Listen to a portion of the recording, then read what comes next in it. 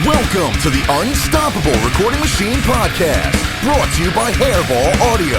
For nearly a decade, Hairball Audio has been helping musicians and recording studios improve their recordings by offering high-quality outboard recording equipment in do-it-yourself kit form. Check out the full line of compressors, mic preamplifiers, and do-it-yourself parts at hairballaudio.com. Hairball Audio. Do it yourself without compromise. This episode of the podcast is also brought to you by Shure Legendary Microphones, cutting-edge wireless systems, premium earphones and headphones. Shure, the most trusted audio brand worldwide. For more information, go to Shure.com. And now your host, EYAL Levy. Welcome to the URM podcast. I am EYAL Levy. And I just want to tell you that this show is brought to you by URM Academy, the world's best education for rock and metal producers. Every month on Nail the Mix, we bring you one of the world's best producers to mix a song from scratch from artists like Lamb of God, Meshuggah, Periphery, A Day to Remember, Bring Me the Horizon, Opeth, many, many more. And we give you the raw multi-tracks so you can mix along. You'll also get access to MixLab, our collection of bite-sized mixing tutorials, and Portfolio Builder, which are pro-quality multi-tracks that are cleared for use in your portfolio. You can find out more at nailthemix.com. Welcome to the URM podcast. I'm EYAL Levy, and I am getting ready to go to NAMM. You're going to hear this a while after NAMM, but just know that I'm about to go there, and I hope I see quite a few of you there. I'm looking forward to it. It's going to be our first time having a booth, and what can I say? Stoked about it. This is also a good podcast episode. My guest today is Nick Rad, and he's a mix engineer and producer from the Chicago area, and he's worked with bands like Stone Sour, Skillet, artists like Hilary Duff, The Color Morale, and many, many more. But what's especially interesting about this episode and why I want you to check it out is because I think it's relevant for those of you who are looking to make this your career. It's relevant because it shows just what's possible without having some smash hit. So without further ado, I give you Nick Rad, and enjoy. All right, so Nick Rad, welcome to the URM podcast. Thank you for being here. Thanks for having me. My pleasure. I just want to jump right into it because I have a lot of questions. You work with all different types of artists, and quite a few of them are at pretty high levels, but worlds apart in terms of genre. And so I'm curious about this. You know, when you look at artists like Hilary Duff versus Stone Sour versus Skillet, or The Color Morale, or anybody else you've worked with that's achieved a lot, is there anything in common that you find between all those acts, regardless of if they're heavy as fuck or some pop singer? Man, that's a good question. I don't even know if I have a good answer of how all that came to be, except for, it's kind of a long story, but me going back to the beginning of how I started doing production work and how I started doing, coming from being in bands till I was 25, 26. And then at 26 to starting to get into production full on. I mean, the one thing that I could take away, what I wanted to do when I started doing production was making just things be polished. And I think that was just my taste of how I hear music, is I like things to be, you know, perfect, kind of pop, and that's my taste. So I think going into my rock background, I wanted to start making records with rock and make it to be just polished, going through and taking the time to edit the drums, guitars, you know, make sure vocals are tuned. And so I think my work along the years kind of just gradually went into this pop sense here, and I started getting some work from Ledger and the Hilary Duff, Rachel Platten, that kind of stuff, where I just kind of got good at making vocalists, especially, sound really good in the post side of things. So that just kind of went into different realms of how I got all these different kinds of genres under my belt, which is, I don't know if that's a good thing or a bad thing, but I enjoy it all. I enjoy going from the rock into into the Hillary Duff and into, whatever, because it's a nice like change for me, I feel. Well, it's interesting because I think that sometimes it actually can be a bad thing, but there's a few people, outliers, and I would consider you one of them, but there are a few outliers among producers that are doing well who can jump around genres. Typically, I find that someone experiences some success in a genre, and that becomes their calling card or their pigeonhole. It's blessing and a curse, and it's tough for them to move out of it, especially in metal. It's that way, sure. Where once you've done like a few big metal records, all the metal bands start coming to you, and it's like, well, do I want to switch gears and turn that faucet off because they're just going to go to the next guy, or do I want to keep this train rolling?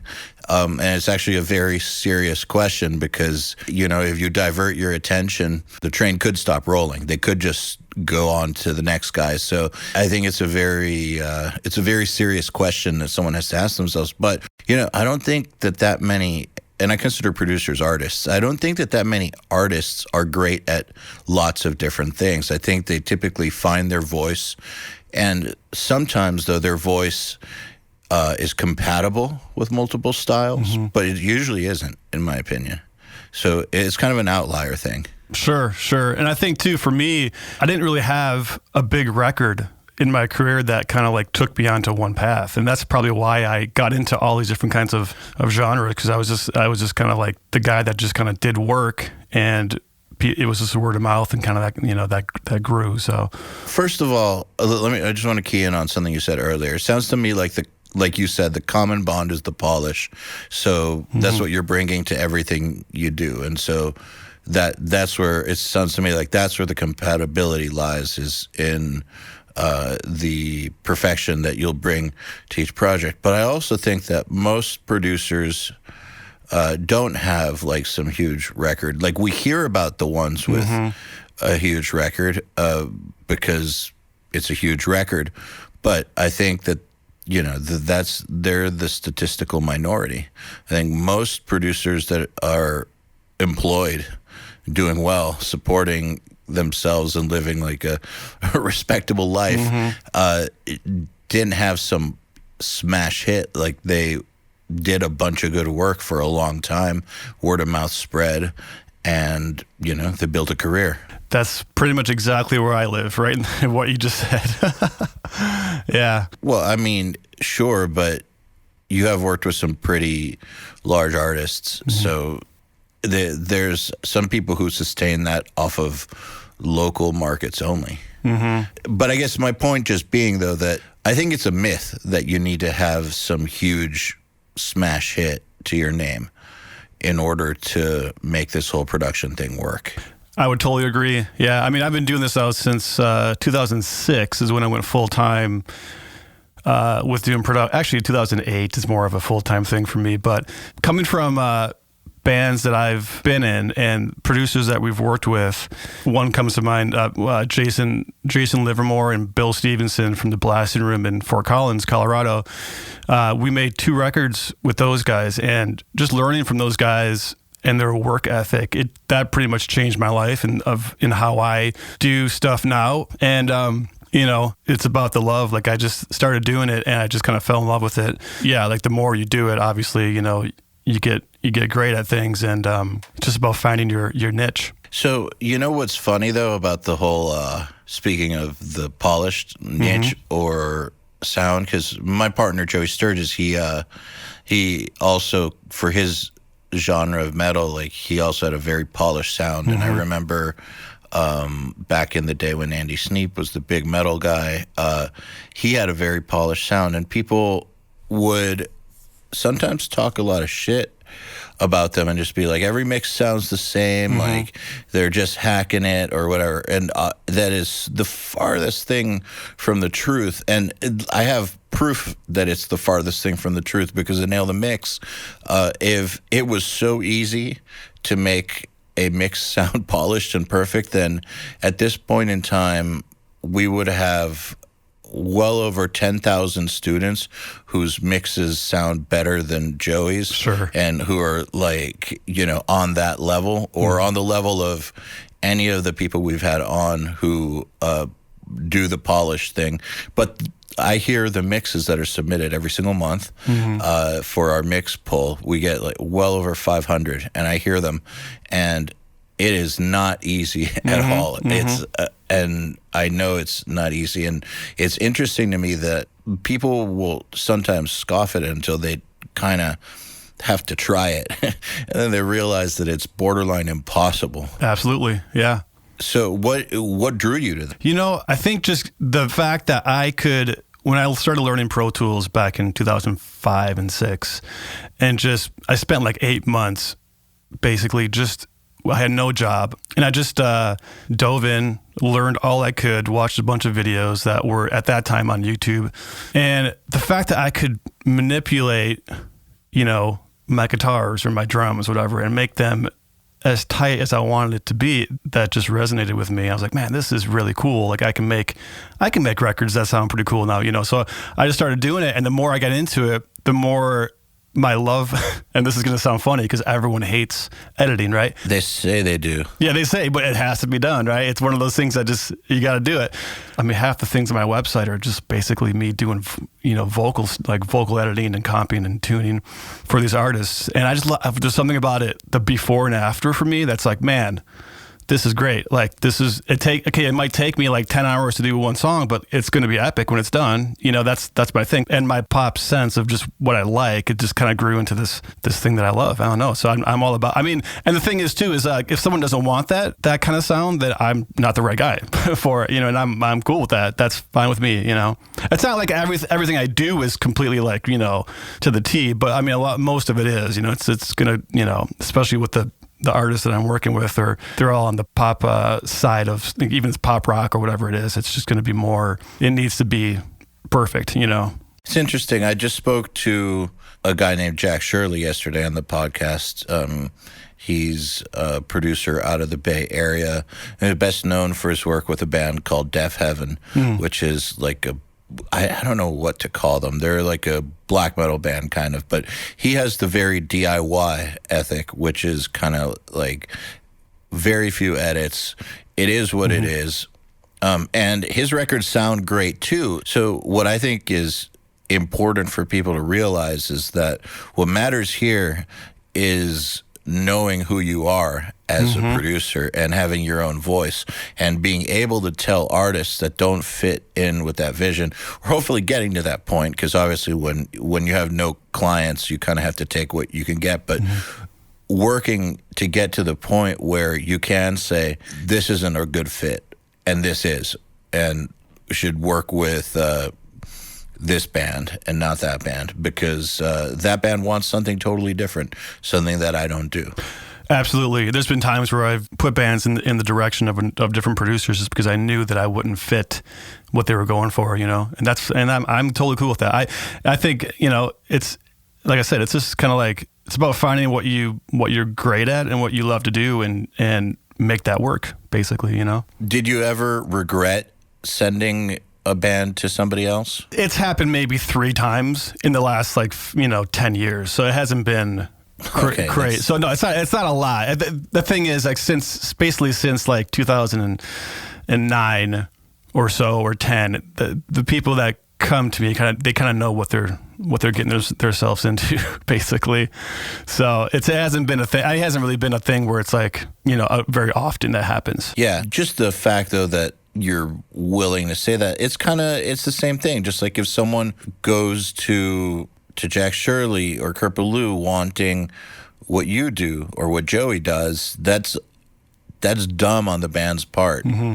I remember when I was working at a studio in Florida that did all this extreme metal stuff, we would get people who wanted the Joey Sturgis sound, and it would be like, well, go to Joey. Like, that you're coming to the wrong place. This is not, we don't do what he does. What he does is great, but that's not what we do. And if that's what you want, you're going to be sorely disappointed when you get the mixes back. And I learned kind of the hard way by taking on clients that wanted what somebody else could deliver at times, and then them not being happy and me getting frustrated, and then it took once or twice for me to realize, look, it's not even worth working with these people because, you get paid, but they're not going to come back. Right. They're going to have a bad impression of working with you, and you're not going to be able to do your best work for them because there's a bad vibe, because what they want is what somebody else can do. So, if you know from the outset that people want something that's not in your wheelhouse, do the honorable thing, in my opinion. If you can afford to. Correct. If you're just kind of like getting going, you're like, man, I got to take some work, then maybe you just go for it and do your best, but. Well, there's also the thing that at the beginning stages, there's two things that I think should be happening. But these are, let me just say that before I start pissing everybody off, that let me just give a disclaimer that I understand that this is not possible for everybody.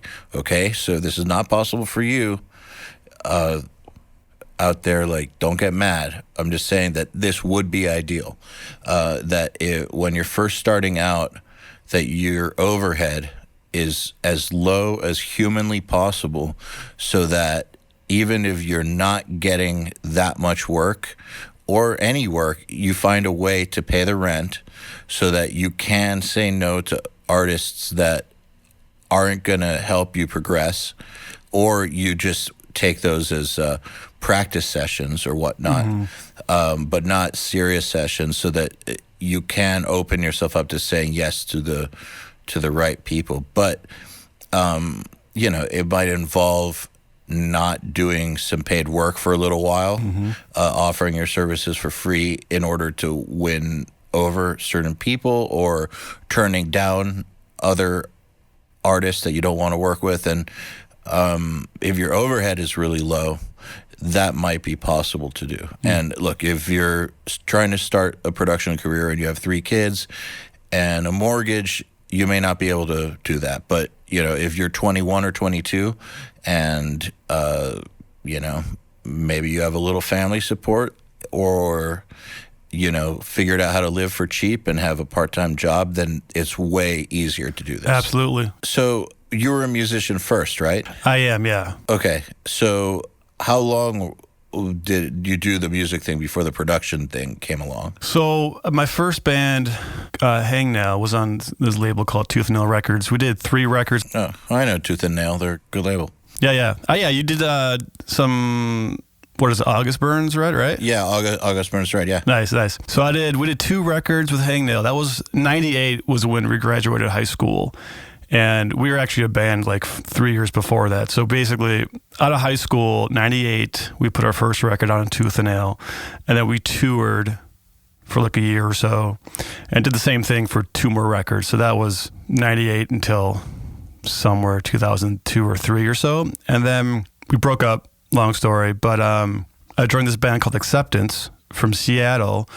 And so I moved out to Seattle and we did a record out there with Aaron Sprinkle. That was on Columbia Records. So we toured for we probably toured, we had an EP that came out first, and then we did a full length. That was like almost a 4-year run of touring. So that was, and then that ended at about 2006 or so. So it's been since 98 to 2006 was pretty much on the road and making records and doing all that stuff. So 2006 then is when Acceptance broke up and I moved to California with my buddy Christian from Acceptance. And we started a new band out there, and we were living with our manager for a while. And then 6 or 7 months later, after we moved there, he got a call to join in Berlin, so he went and did that. So, and then I went back home to Milwaukee. The end. The end, yeah. So, do you think that all that experience, though, as a touring musician, helped you relate to your clients better?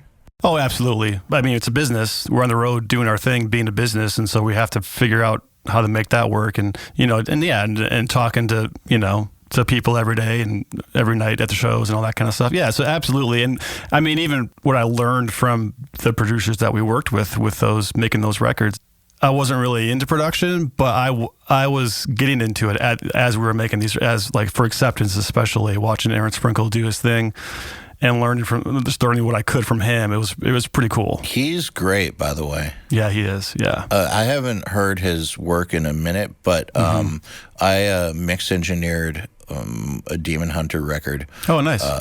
Back in like 2012 or something, that he produced, and the production was immaculate. And not just that, but super musical.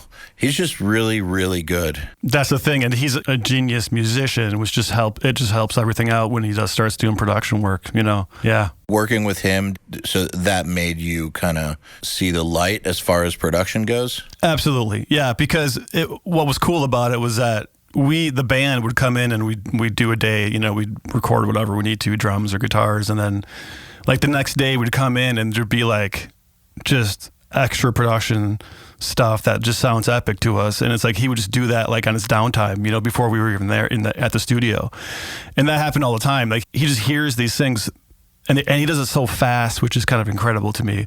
He hears it and he'll just go, "Oh, I know what I need there," and he just you know throw it in there, and it sounds perfect. So yeah, so knowing that a producer could actually add to the song, you know, I mean, as far as like. He can, as far as long as the band's okay with it, he can write stuff for the song or do whatever he needs to.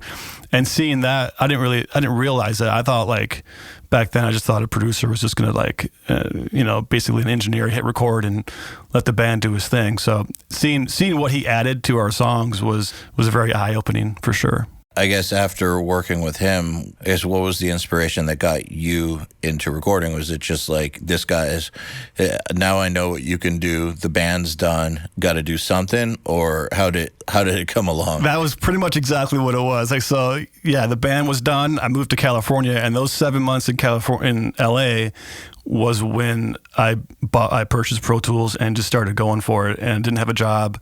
Was just living off some publishing money that I had, and I spent it all. But that was my training for Pro Tools. That was like my school, and I just kind of learned all I could.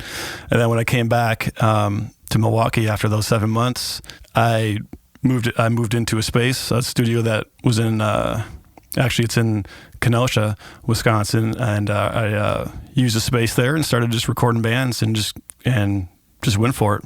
Did you still have hope for the band thing to work out, though? Or were you kind of like, been there, done that, doing this now? I think for the first year after, maybe a year and a half after the band broke up, I was like, within that year, I was like, I kind of wanted to still do the band thing, right? Because we were still hot. It was a thing still. I was kind of into it. But then after that year and a half or so, I just kind of started, as my production stuff started building, I was like, you know what? This is better. I can stay home. I can probably have a family at some point, and I'm kind of done with the band thing. And I mean, for me, it's been like it was like 7 years of touring. So I was kind of, over it then after that year or so. I could just totally relate, because I had a band that I guess we got together in 2000, but got signed in like 2005 or 6, and ended right at the end of 2010, 2011, and right coinciding with when I got my first bigger studio gig. I had been recording for like 10 years before that, but for that first year of the band being broken up, I was thinking, maybe I'll start another band. Like I had a few false starts, and I think it was just like wired into me, like from all that touring and all that.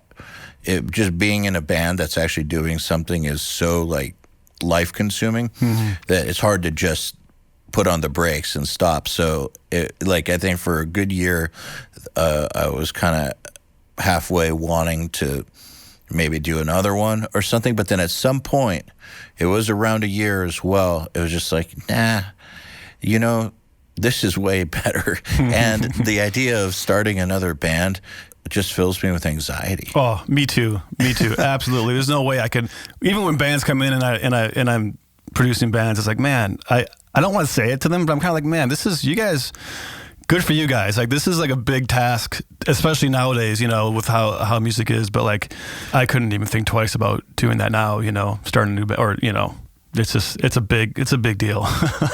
Yeah. Like, I mean, more power to them. And exactly. There's actually, I feel like there's a lot of great bands now. Like in the past few years, there's been a resurgence in quality, and I'm very, very happy about that. I'm stoked beyond belief. But the idea of starting a band and like being in a van and like starting from this beginning, just like, it just fills me with dread. Like I would never do it. And but like it took a year to get that out of my system. Interestingly enough, though, production wasn't it for me either. I was kind of into it, but I never totally gave myself over to it. I tried, but it just wasn't the right fit. What I'm doing now is, but what I'm doing now kind of is built off of what I did in production and what I did in the band. All of it kind of put together into this thing. But it's interesting to me, just like when people make transitions, like whether they're forced transitions or not forced, like at what point they're 100% aligned with that transition, and when they're kind of there and kind of not. And I find that most of the time it's kind of there, kind of not at first. I would say that. Yeah, absolutely. I mean, even for me, I was living with my parents in 2006 when I came back from California and living for free. I knew a bunch of bands around Kenosha, Milwaukee, Chicago, so I started with, just dirt cheap deals for these guys. Like, hey, come on in. I'm learning too. Let's learn together. Let's figure it out. I think for me, I don't know. I have a weird personality where I feel like when I do switch something over, like if I'm going to come right off touring and go into this production thing, I kind of just have to go. I just go for it full on. And now I did get a part-time job at the post office, working on Saturdays just to get by for those first couple of years of me figuring out how to record bands. Right. So I did do that, which helped pay some of the bills. But again, I was living for free with my parents. So I was like, okay, this is. I mean, if I had a rent to do, if I had a rent or if I had a wife or kids, like there's no that would have been much harder transition to make happen. Yeah. Well, I actually just mean the mental part of it, because when I've made transitions like that, when I decide to do something, I go all in. Like when I decided to start URM, I stopped making records. Like I didn't do some records and then try to start a company at the same time. I was like, I'm going to start a company now, and that's what I'm doing. And then when I got that first big studio gig, like that was it with playing in bands. And I actually got a bunch of opportunities in that first year, and I turned them all down and had only one false start that lasted like 2 weeks. Wow. With some musicians. And I turned down a bunch of opportunities and even though I kind of halfway wanted to take them, it was just like, look, you have to make a decision. And the decision is, are you going to do the studio thing or are you going to do the music thing? You can't do both really, really well unless you're a freak, and you're not a freak. So make a decision. Yeah. And then the same thing later. It's like, are you going to start a business or are you going to be a producer? Make a decision, but don't be a producer with a half-ass wannabe business on the side. Like, make a choice. Absolutely, I agree with that. Yeah, yeah. I think you have to make those choices in life, because I really believe that statement. You can do anything you want, but you can't do everything. So, yeah, totally. Yeah, I definitely do believe that's true. So, I have a few questions for you about some of the specific work that you've done. So you worked on the Color Morale's Pray For Me acoustic release, and the song itself has real beautiful warmth and clarity. And can you talk a little bit about your work on this one? Wow, dude, that's going way back there for me. I got to think of, that was, honestly, it's a bit of a blur, because that was done like in probably 12 or something maybe, or somewhere in there, 13, 14 maybe. That was like a one-day thing, and I can't even honestly remember how it went. I'm not even joking. I think that's a good enough answer. The reason I'm saying that is because I get emails all the time asking me like, so what were the amps used on this record from 2013? It's like, dude, I don't know. I don't know what I ate for breakfast this morning, so I can't really tell you. Yeah, like I don't remember last week. The only thing I know from how that came about was Devin King was in a band before that I recorded his band, and that was probably 2008 or something, or 9. And so we've stayed in contact, and that's kind of how that came across my plate, was through Devin asking me to do that for them. So that's all I remember from that session. Well, came out great. Well, thanks, man. Appreciate it. So back to the transition between touring and production.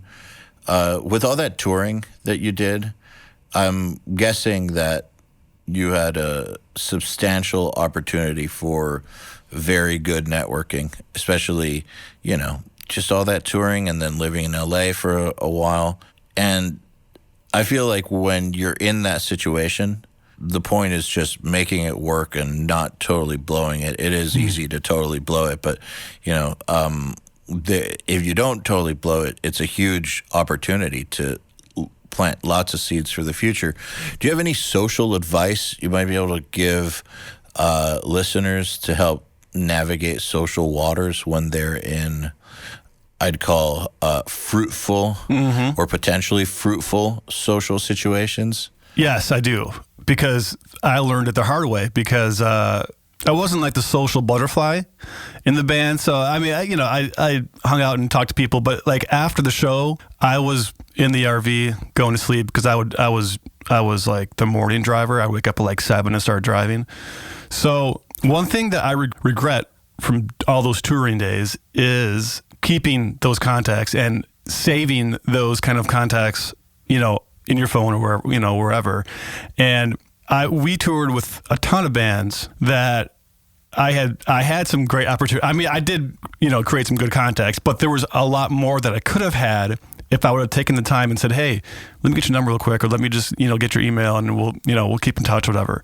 I think that's the thing that after coming off the road and going into production full time, I realized that I had some great opportunities that I missed because I was here in the room with these people, and I could have just created more contacts. And so that's my advice for all these young guys out there. Like, whoever you meet, you never know. Like, for me, it was like, I remember going on tour with this band called Fall Out Boy, and, we were all in vans back then. And, Patrick would come in. I've heard of Fall Out Boy. Yeah, you've heard of them, right? They win like some Guitar Center competition or something, like local band of the year. I don't even know, probably. No, I'm kidding. Maybe they actually did. No, you're right. No, and I just remember that's a good example, is this when Patrick would come into our van and he was like just kind of playing guitar and he's writing some stuff, and like we thought at that point I thought like, who's this guy coming into our, like, we don't even know him very well. It's like our second day of tour, and he wanted to like write songs with us, and we're like, okay, well, that's cool, man, Just because that's how he is, he just likes to write music. That's just how he was. Yeah, back then he's just a writer. He writes like crazy, and now it's like, looking back, I'm like, man, I wish I would have created a better relationship with Patrick, or all those guys. So you just never know who you're going to meet and who those friends could become, and I don't know. So yeah, that's my regret from all those years of touring and not really keeping a ton of those contacts. So I kind of share that with you, because I actually think that I kept a lot for being such an introvert, and actually a lot of them now are coming back into play, strangely enough, like, because I have to talk to a lot of label people in order to secure rights for Nail the Mix, and a lot of people from my past are popping up, and I'm really thankful that things were left on a good note the majority of the time. You can't win with everyone, but the majority of the time it was left on a good note. But it also makes me think that because I'm introverted, I also was the guy who would go hide a lot of the time after a show or something like that. And who knows how much more I could have amplified things now if I had taken the time to meet even more people and be friends with even more people. Because based on how much my network has done for me as is, I can only imagine that it could be multiples, maybe. Sure. So I highly suggest that people don't put themselves in a position to regret not having seized a relationship with somebody without being a punisher at the same time. Sure. Yeah. Yeah, it has to be a real relationship. Exactly. Yeah. Which actually I find is the tough part, because if you're not feeling sociable, it's hard to fake it. It's kind of a catch-22. It kind of is. Yeah. I found a lot of times that networking in the moment was basically, it was never something that led to business in that moment, or very rarely was it like networking now leads to something now. It was always about planting a seed for later. Do you have any stories like that where some networking you did at one point in time led to a future client or a future opportunity or something of the sort? I mean, yeah, I kind of feel like that's kind of like the norm now, as far as the last 4 years have been. One example is with Acceptance being on Crush management back then, and now Crush, has Panic at the Disco and Fall Out Boy and all those kind of bands. I've kept in contact with some of those guys, and this was 2005 when Acceptance was happening, and just about 2014 or so, I reached out to them and said, hey, how's it going? And just, kind of reaffirming what I do, nowadays, and see if they have any work for me. And they got me a couple things from that. It was just me just reaching out with an email. And that's how I got the Andrew McMahon in the Wilderness mix that I did for them. And what else did I do for them? Something else, I can't remember. But that's one example, but there's a ton, I'm sure. So you knew them from 2005, and when did you reach out to them? 2014. So 2005 is when they were our manager for the band. And every other year I would kind of reach out, and we'd still keep in touch with email, but not really like asking for work, or something like, hey, I want to do some Crush stuff. It was more just saying hi. Then in 2014 is when I kind of like reached out and said, hey, I'm doing production stuff and mixing. Let me know if you got anything. And they came back and threw me some work, which is great. It's interesting though, because that's exactly what I'm talking about, is years of not asking. Over the years of keeping that relationship alive, I'm sure that they realize that you're sticking around and are not full of shit, right? Basically. Yeah. I think that's probably why I didn't reach out sooner, because I was still like, I just wanted to get really good still. So I just needed some years to get to a place where I felt like that I was worth it, basically. The whole like mundane stuff that you do every day, to me is it doesn't go unnoticed. It's like, it's a thing that you're constantly learning. So you just want to, every day it's like, even though some days might be harder than the other days, but you're still learning through all that stuff, and it makes you better, so. Absolutely. So how does all this lead to Hillary Duff? So that's a good story. A friend of mine, Jared Bettis, he's a producer in Los Angeles now. So I have a bunch of people in LA and Nashville that send me songs to work on and to mix and to edit and that kind of stuff. So he was a big part of getting me some good jobs. One being that Melissa Etheridge record that I mixed as well.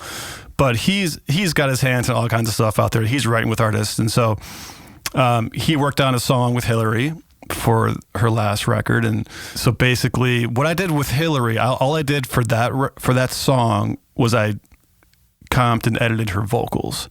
I didn't do any production work, although I did track some background vocals in Kenosha for that song. All the things on my website, it's so random, but like there's all these things come from different people that I've met or known, and people that trust me to do this stuff. But so that's how the Hillary Duff thing came about. Hey everybody, if you're enjoying this podcast, then you should know that it's brought to you by URM Academy. URM Academy's mission is to create the next generation of audio professionals by giving them the inspiration and information to hone their craft and build a career doing what they love. You've probably heard me talk about Nail the Mix before, and if you remember, you already know how amazing it is. At the beginning of the month, Nail the Mix members get the raw multi-tracks to a new song by artists like Lamb of God, Opeth, Meshuggah, Bring Me the Horizon, Gojira, Asking Alexandria, Machine Head, and Papa Roach, among many, many others. Then at the end of the month, the producer who mixed it comes on and does a live streaming walkthrough of exactly how they mixed the song of the album and takes your questions live on the air. You'll also get access to MixLab, our collection of dozens of bite-sized mixing tutorials that cover all the basics. And Portfolio Builder, which is a library of pro-quality multi-tracks cleared for use in your portfolio, so your career will never again be held back by the quality of your source material. And for those who really, really want to step up their game, we have another membership tier called URM Enhanced, which includes everything I already told you about and access to our massive library of fast tracks, which are deep, super detailed courses on intermediate and advanced topics like gain staging, mastering, low-end, and so forth. It's over 50 hours of content, and man, let me tell you, this stuff is just insanely detailed.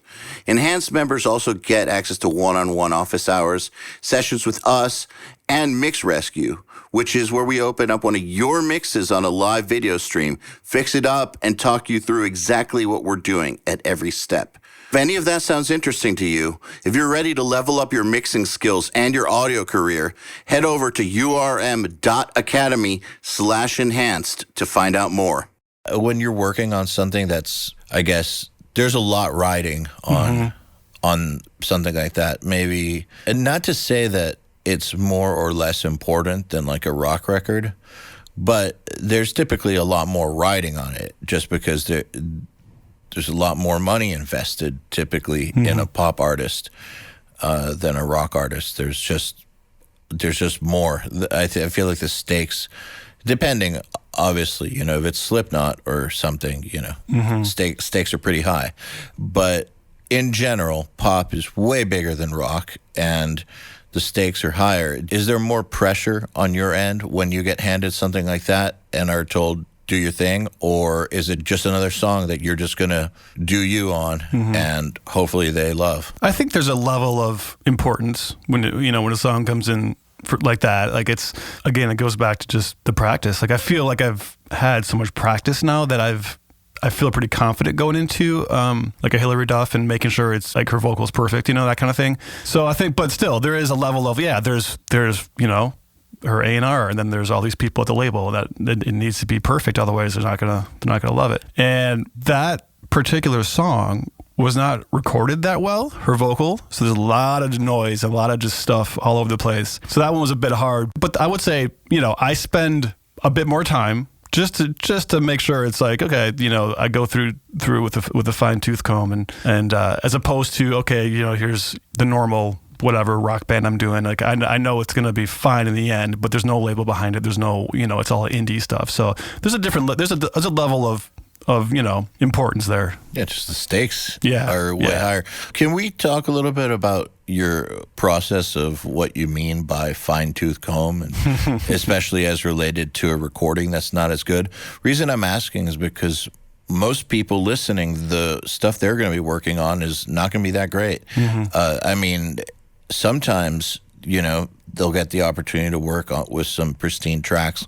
But by and large, they're going to be working either with local artists who can't sing very well or mixing stuff that wasn't recorded very well or whatnot. And so we're, polishing something that just wasn't executed that great on the engineering end or whatever is kind of common. So can we talk a little bit about your fine-tooth comb process? Sure, yeah. That's a pretty deep question, but I think I can try to answer that. You can get nerdy. Okay, I'll get a little nerdy, yeah. Well, I will say that, and this is why I like what I do, but I like as far as like being a post guy and making things nice on the back end as far as editing goes. I would say 80% of the songs that I get to mix only, the vocals are just not great. They're either auto-tune is on set with auto and you can hear everything everywhere, or they're actually tuned, but they're super bad tuned. By bad, you mean like to the wrong note, or? That, or you can just hear the tuning very well. Yeah, which I'm a fan of not hearing tuning. So unintentionally able to hear the tuning. Correct, yes. And that's kind of probably why I started doing a lot more editing stuff, because I feel like I just got sick of hearing every song I get to mix. It was like, okay, well, what's going on with these? Why is there so much noise in these guitars? Or why aren't these palm mute guitars tighter? They're like 50 milliseconds off, or whatever the thing may be. I like to hear it tighter. So I think drums, for one, who's not replacing drums nowadays, right? That's going to help the drums in a nutshell, kick snares or toms, whatever you're doing to replace drums. But again, if you don't have rooms or overheads that are recorded nice or good, it's just not going to sound good. It is what it is. You can only do as much as the source gives you. But for guitars, if you're doing rock or whatever it is, and there's tight palm mutes all over the place, like those things have to be feeling good with the drums and the kick and all that kind of stuff. So that's, I'll spend time, and if they're not good, I'm just gonna do it, and I'll save a alternate playlist just in case the band freaks out that they want it sloppy. That's fine. To me, it's all about the vocals. So if the vocals come in and if they're not tuned at all, which happens, that's fine. If it's like real bad, I'll ask the producer. If it's like okay, we'll just leave it and go for it. But if it's bad, I don't want to like just go through it and put out something bad. I want to talk to the producer and say, hey, listen, these aren't tuned very well, or whatever. I'll say it in a nice way and say, hey, can we just tune these, or do you want to should we leave them as they are? Hey, buddy, never tune anything again. Right. So I'll take it's kind of, for me, it's about taking those extra steps, because if it's going to make the song 5%, 10% better, then I think we should do it. Why not? Basically, if it costs, maybe I charge them a little bit to do it, whatever. But to me, it's those small details that make everything. And I think for vocals too, it's one of those things that every song you get is so different. If I'm mixing and you just kind of have to take it as a song by song project and just see what you got to do to it. What are some of the common issues you get, though, besides the tuning being fucked? And a second part to that is, how do you go about fixing the bad tuning? Okay, well, the vocals to me are the first thing that will pop out and be like, okay, this is not good. The drums would be the second thing that... No, but I mean specifically in vocals. Like when you get let's talk only about vocals. Okay. Like when you get vocals specifically, what are the most common problems you get with vocal tracks besides the tuning? Timing, I would say. Tuning's the one, obviously number one, but timing, I think too, is it has to feel right. It has to feel like it's in the pocket, and that would be. I think timing is it's just not it's not a thing where it's for tuning, it's like I hear that in like every song almost I get, but for timing, that's less of an important thing.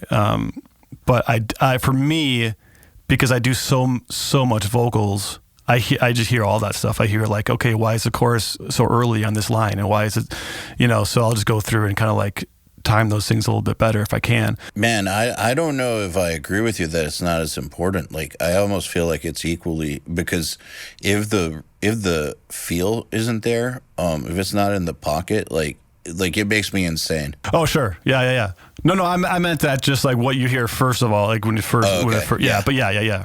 Absolutely. It's got to be in the pocket. And that's, I think, my process of doing vocal editing for a song that I produce is pretty intense, but it's like a fail-safe way to get to the end result. And it's like, okay, there's no questions about it. Like, here's the vocal, and that's kind of what it is, Do you get issues often where shit was just tracked in a horrible environment, so you have like weird room reflections in the microphone that somehow you got to get rid of, any noise problems like that?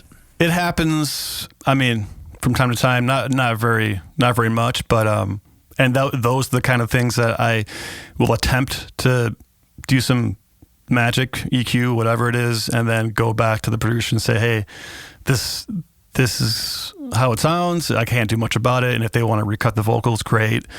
But if not, then that's just kind of what it is, unfortunately. So I've always thought that, like, really the one thing that is the hardest to fix and is the most, I guess, the most appropriate for a redo is that bad vocal environment stuff. Like when they track in a room that just has reflections all over the place, and you just have just weird shit in the mic that you can't EQ out. It's just there. Like, I've heard that Isotope RX can fix it to a degree, but I personally don't know of any way to really, really fix that stuff. Yeah, I heard some great things about that plugin as well, but I think you're right. I think it's like you just got to recut the vocals, basically. I think that RX does magic, but it does magic for stuff like noise. I could be wrong. I mean, hey, listeners, if I'm wrong here, please let us know, because I personally have never used it. I just know a bunch of people who use it and who have used it for me.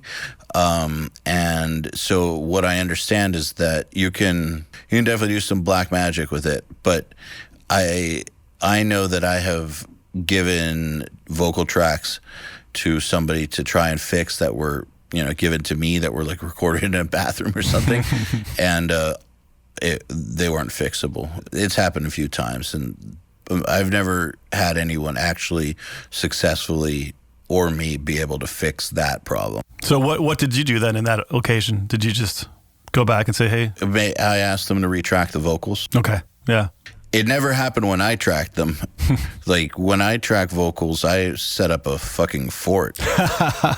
Like, I don't like vocal booths because vocalists tend to not like vocal booths, and I like to be in the room with the vocalist. It's just better for me, and for them, like, just the way that I work is I like to be able to look them in the face and just, I don't know, it just works better. But because of that, I have to build a fort, and basically I build a gobo fort that goes up to the, have a thick carpet underneath them, gobo fort in front and on both sides of them, and then also on top. So we make the fort about 7 feet tall or something like that. A little bit taller than the singer so that he doesn't feel claustrophobic. Right. And then we do put a gobo on top, and then he sings from, or she sings from inside the fort. And, usually it's a 57, which has really good, rejection from the back. So you're good. Even in a more live room, I'll build a crazy ass fort. Like, I'll go to great distances to make sure that the room is not messing up the vocal take. Sure, absolutely. That's the worst was if you don't do that and you go back later on and you're like, oh shoot, now I hear it.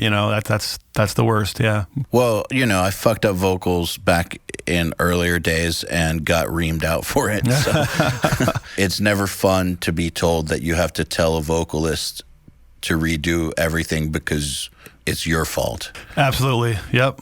I just heard a podcast the other day of a producer working with a band for 3 weeks, and then he lost everything, and he had to go back and just say, hey, we have to redo it, or I'll give you your money back and you can go somewhere else and do your record. Was that me? No, it wasn't.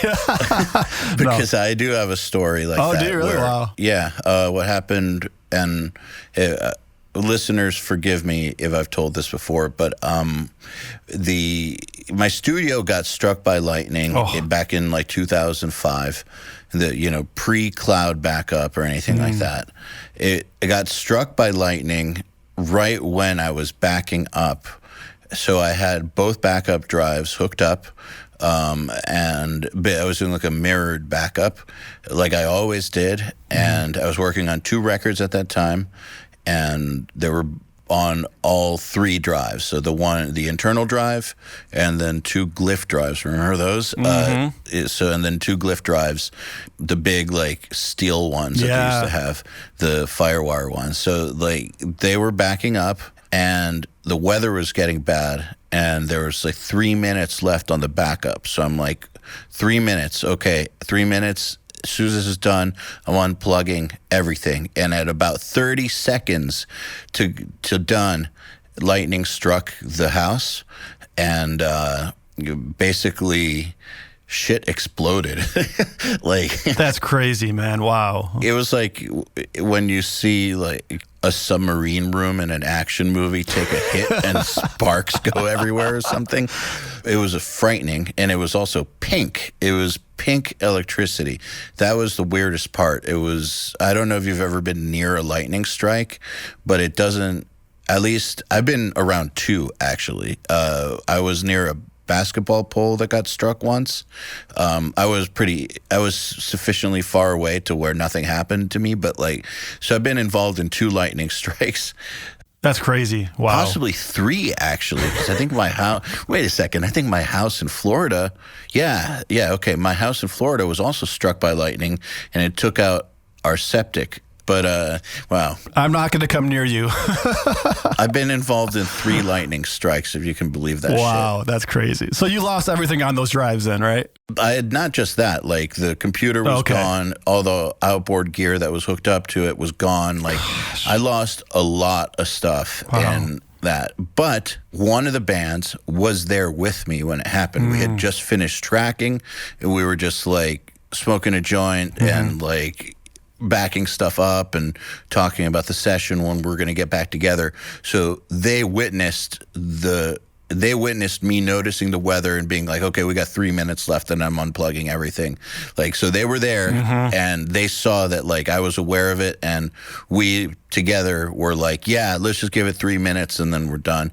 And so they saw the explosion. They knew it was true. And so then I said, look, we can retract this for free. Or I can give you your money back or something. But they agreed to retrack. Okay. And it came out way better. However, the other band who wasn't there, they went somewhere else, and I think that they thought I was lying. And you know what? The reason I think that is because I would think I was lying too. Absolutely. So I think that they thought that I just lost their shit, or, something dumb, like spilled a beer on it and lost all, who knows what they thought, but I don't think they believed me, or they didn't care. I offered them the same thing, like, we'll redo it all for free, but then they were gone. Okay. Wow, man. That's crazy. Yeah. Shit happens. Back your stuff up, kids, in 3 places. Well, but cloud didn't exist back then. So what I would do was I would have one on the internal, one on an external glyph, and then another external glyph that I would take with me to my apartment. Perfect. Yeah. In case the studio house burned down. Absolutely. Crazy. Yeah, the weakness was backing them up at the same time. Sure. But that's why I'm kind of OCD about it now. Like, I think that everybody should have something like Crash Plan hooked up in addition to doing multiple physical backups. Sure. Yeah. I mean, I still hear stories all the time. People just losing their stuff, It still happens, yeah. I lost something first time since the lightning strike. That was longer. So first time in 14 years. I lost a file somebody sent me. Like I said, it's the first time I had lost something in well over a decade. I couldn't believe I lost it. I don't know how I lost it. It was like a 30-minute thing somebody sent me. I don't know where it went. It didn't end up in any of the online backups. There's no record of it on my shit. I have no idea what happened. He had deleted it off his Dropbox, so it was just gone. Wow. It kind of killed my self-esteem for a good day. It still happens to the best of us, but I mean, and it's just the worst when it's like if you spend more than like a day on something, if you maybe a day you can kind of like, okay, I'll go back and redo it for a day if I have to, but if you're like 2 weeks deep on something, that's just the worst. No, it wasn't like that. It was just, it took him like an hour to do, and then he sent me a 30-minute edit of it. I just felt terrible, and I also teach people to back shit up. But love it. I mean, shit happens. That's right. Yeah, shit happens. So how did Stone Sour come about? So that was just a thing where I just worked on his demos. So basically, here's a quick backstory of my starting off in production. The band Skillet is from my hometown. For those of you who don't know who Skillet is, they're a bigger Christian rock band. And Ben Casca was the guitar player for Skillet back then.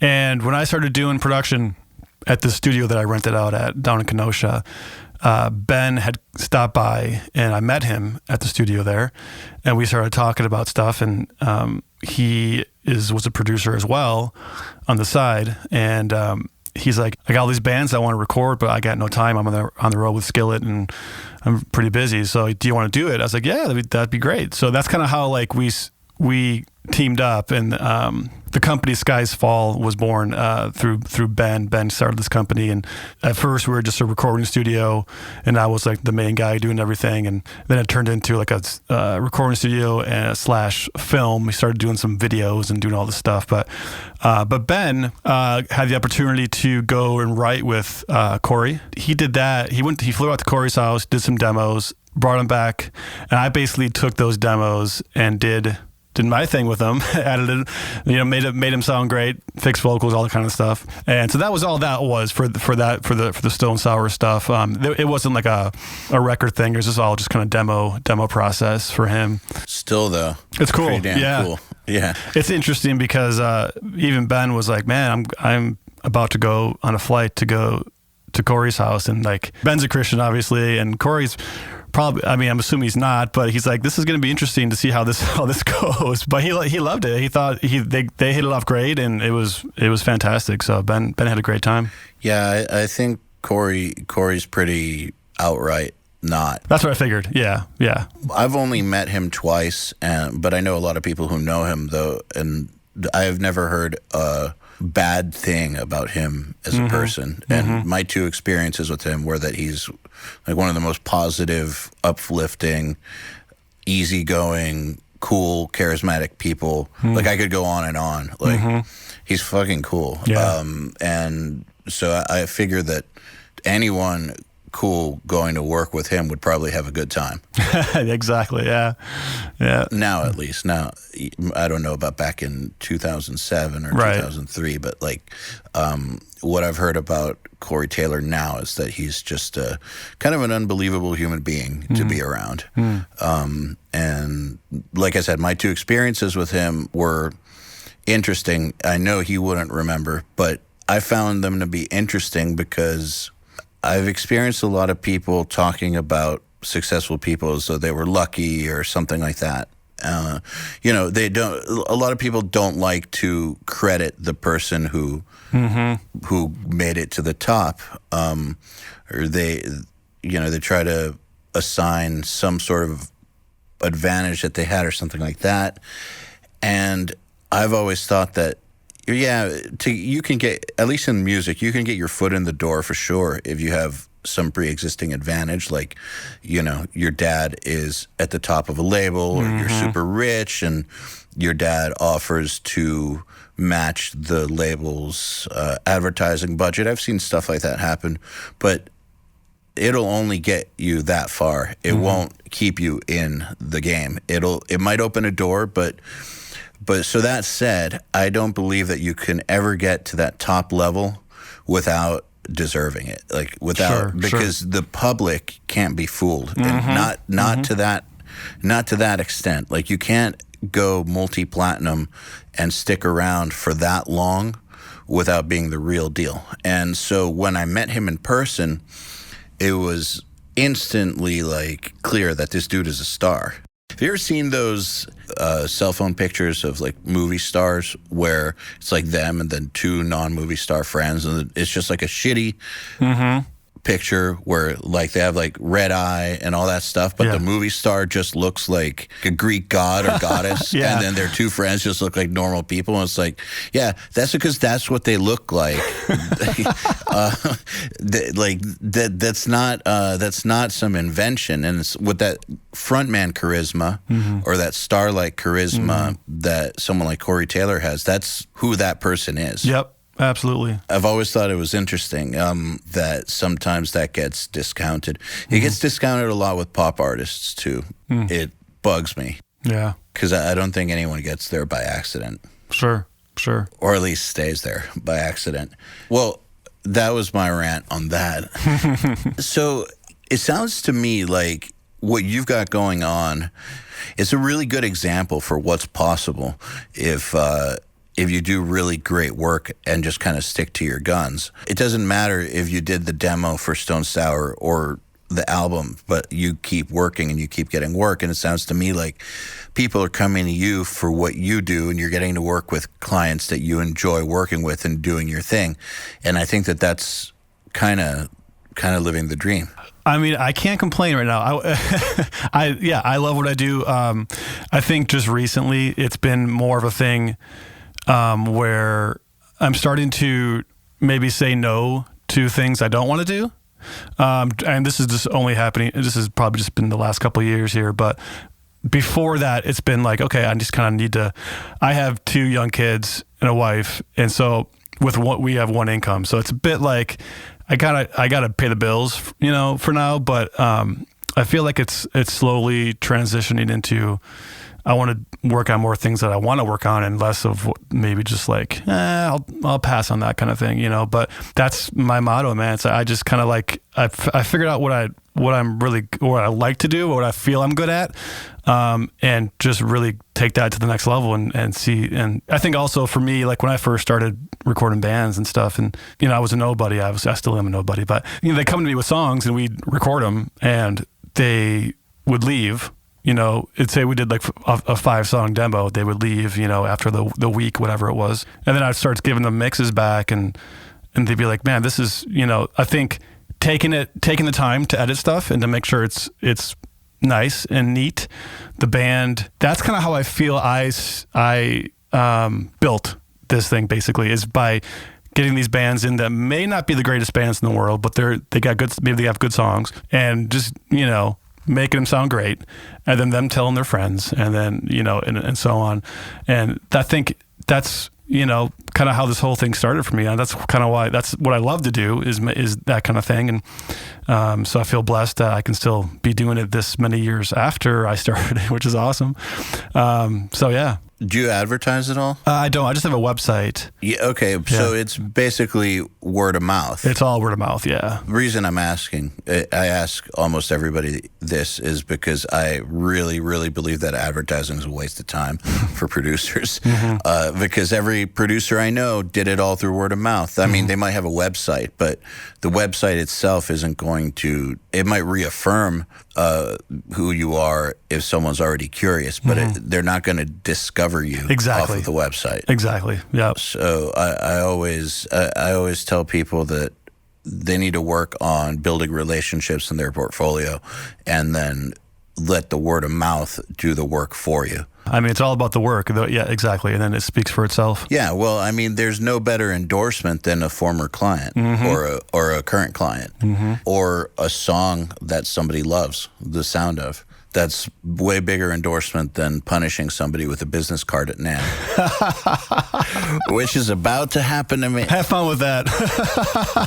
You probably guessed from this conversation that I'm not huge into large crowds of people. This is the first year that I've ever been like an exhibitor at NAMM. I've always gone as an artist or a guest or something.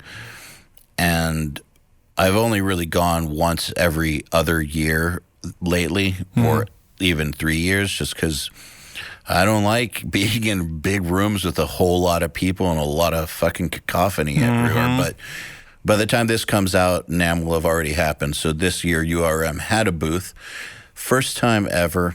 And I'm actually kind of excited about it. But my schedule is just like filled to the brim, and I'm actually kind of looking forward to it. I don't want to say I'm dreading it, but I know that I'm going to probably need days to recover. But it's a very different thing going in as an exhibitor than it is as an attendee, because I don't know, it's just a lot easier to make meetings. So I'm actually kind of excited about it this time. I think that's going to be huge for you guys. Yeah. I mean, congrats on that as well. That's pretty cool. Thanks. Yeah. I don't know if we'll ever do it again. I thought it was important to do it at least once, but I kind of feel like now that we are an exhibitor, it's time to make up for any networking I didn't do in the past. There you go, man. That's the place to do it. Yeah. Yeah, it's the shot at redemption. But on the topic of word of mouth, as related to what we were talking about, the worst thing I feel like people can do, and I just thought about it because they do this at NAMM, is come up and punish somebody and just put a card in their face and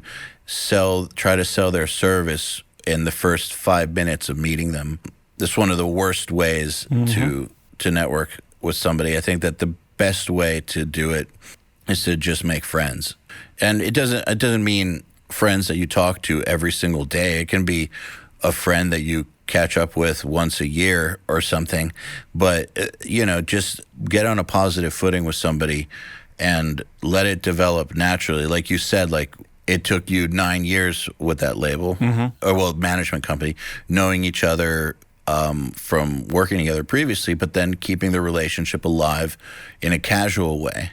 And I have several people that I know too that maybe I worked with or came across professionally back in the touring days, who then I just kind of, we'd say hello once a year, maybe have lunch like once every 5 years. And then recently, for some reason, they came up through something for Nail the Mix and they were there. And I could just hit them up and we could make it work. Absolutely. Yeah. I actually have one more example that I just thought of early beginnings with Acceptance being on tour. And there's this band called Trios, or The Receiving End of Sirens. And that was one of the bands that we kind of became closer with as far as being on tour and kind of like becoming friends and that kind of stuff. So the drummer for that band, Andrew, we've somewhat kept in contact, not very well, but we just, we obviously know each other and we're somewhat friends back then, but he's now playing with Dan and Shay, who is like the biggest country act pretty much in the world, I feel, right now. And it's just such a random thing. And so I'm going to see them coming up here in March and just going to go hang out with an old friend that I haven't seen since 2006, but it's one of those things. It's like you never know who your friends are going to become or people that you meet. And, life takes you in some crazy places. Yeah. And that's exactly why you should try to stay cool with everybody. However, don't beat yourself up if that's not 100% possible. Everyone I know who says that still has, a few people that they had that falling out with. And some bridges are not meant to be left standing, but 90% of them should be. So some are better burned down, so the Nazis can't cross them or something. But dynamite that bridge. But for the most part, you never know. Yeah. It could be 10 years or 15 years before that relationship turns into something. And at the very worst, and this is not a bad thing at all, but at the very worst, you have a friend. You say that nothing ever comes of it work-wise. Nothing wrong with having a friend, Absolutely. If I knew back then that I was going to be doing production in the future, things would have been, like working for myself. Oh yeah, I got to get contacts. Things would have been differently. I just, back then it's like you're in a band, you're on tour, you don't really think about a year, 1 year ahead of you. Let alone 10. Exactly. Yeah. The thing is that it's not even production. It's like you don't know what life holds. Like you could be in an industry that doesn't even exist in 10 years. Like for instance, what URM is doing, we didn't exist 10 years ago. I could have never imagined that I'd have something going on that didn't exist back then, but where all my contacts from before were somewhat relevant. So people don't think about the fact that there's stuff that hasn't even been invented yet that they might be involved with, that the people they meet now could come into play to help out with, let alone production. Yeah. That too, of course, or another band or whatever. Who knows? Maybe you end up at a label and you want to helps. You want to sign a band and this band because you toured with them, and that gives you the edge. You never know what it's going to be.